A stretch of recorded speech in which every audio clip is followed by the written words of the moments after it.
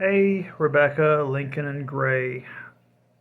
I'm home a little earlier, so I was able to post this video today. Today is Friday. I don't even know what day it is. It's the last day of the month, I believe. Today was going to be stressful. I have a lot going on today. So I was at Jason's this weekend. It's just about 15 minutes away.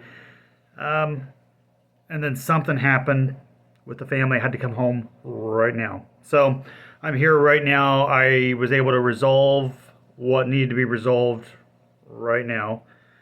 And then I'm going to hang out here at the house for a bit because I have something that I got to take care of later today. And then I'm going to go back to Jason's after that. But that gives me a little bit of time to answer this question that you guys posed to me right now as well. So the question was, it was a multi-part question. What was my first job? How old was I? Did I feel prepared for my job? And what was the pay? And of course, I'm always pretty open. And I'm going to go into a lot more in depth of everything. Something that Lincoln and Gray may not know, I think Rebecca knows this, was I was in a really bad accident and I lost a tremendous amount of my memory. I lost virtually, I lost a lot of college. It's gone, completely gone. I lost names and faces, that ability to recognize a person and then to instantly know, oh, that is, and then you say their name. I don't have that ability typically anymore, and it's really weird. So part of it was amnesia, temporary amnesia, and the neurological path that your information takes, like to access information, is like a highway map, but a lot of my roads are closed. So I had to relearn everything. The information is there. I know it's there, and it's very aggravating. It's like it's locked away in a file cabinet in my brain.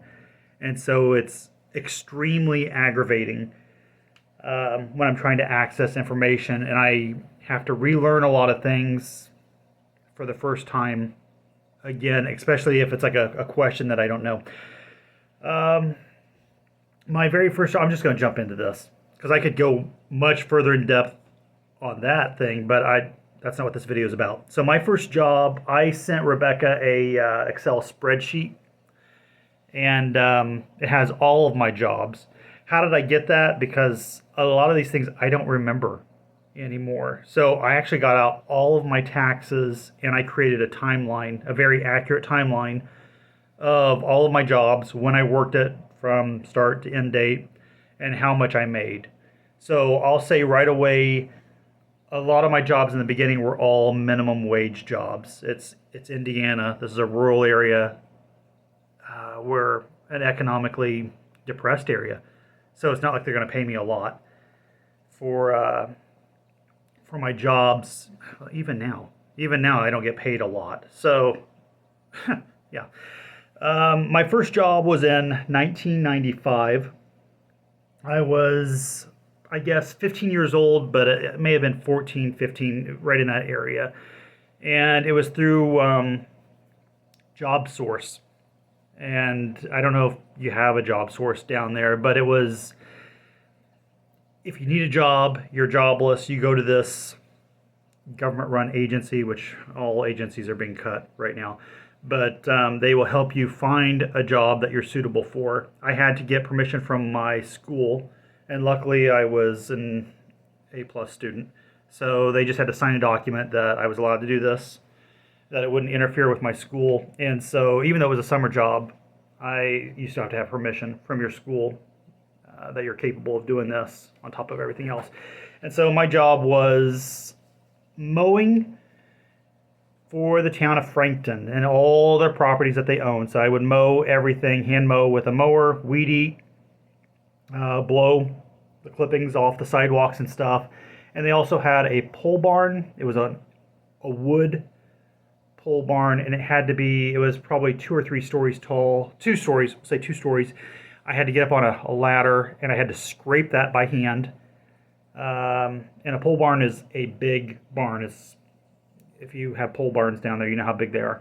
It was wood, so it was an antique barn. Had to hand scrape it and then paint it over the summer.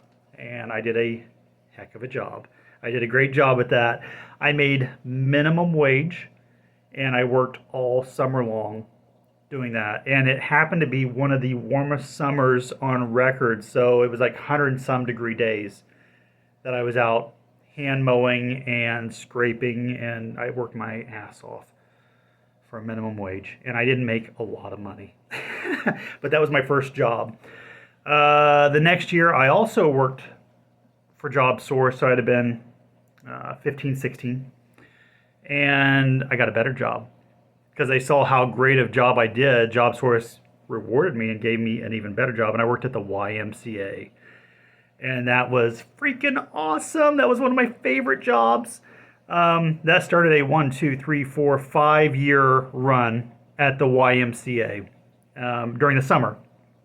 And so I worked with the camp counselor, the summer camp counselor, as his assistant that first year. And then I also worked as an assistant swim instructor at the pool that first summer.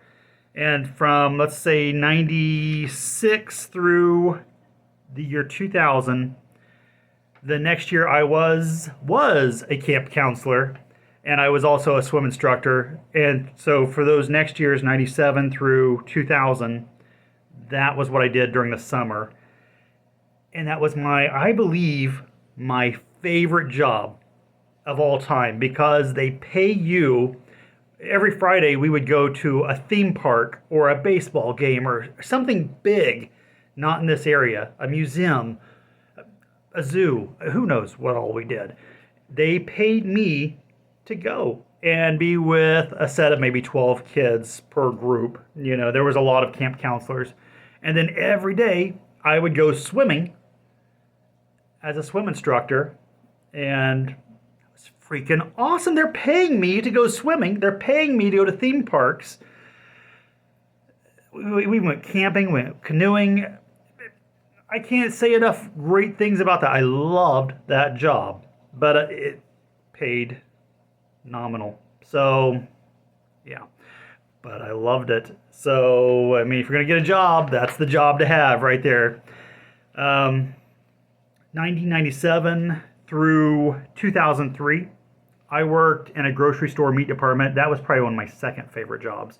You wouldn't think so, but oh man, that was a fun job. I worked with all my friends, made a lot of friends there, and it was a lot of cleaning. It was a lot of actually cutting up stuff, cutting up meat. Cleaning was a big deal. We had to have that place spotless. You wanted to be able to eat off the floor there if you had to. And we always aced any time they came out to inspect the place, the health department. We aced it because I'm OCD about cleaning. Yeah, that was a good job. And then I waited on customers. So whatever at the counter that they wanted, and so you're wrapping up what they want. You're weighing it up and whatever, serving them. Love that job. That was a good job, and I think I loved it so much because I worked with all of my friends. So friends I had in school, they would come and, hey, can I work here too? And if I felt like, yeah, we'll work well together, and we did. We all worked really well together because I would never ask them to do anything that I wouldn't do, and it just worked out.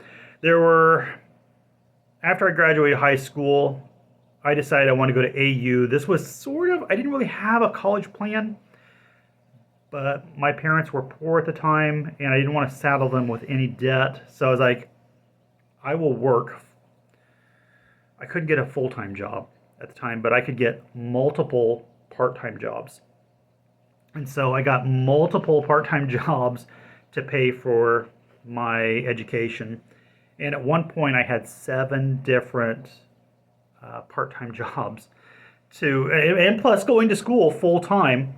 So I had no social life at all. Never did. But it helps because when you have Asperger's, you really don't want to have a social life anyways.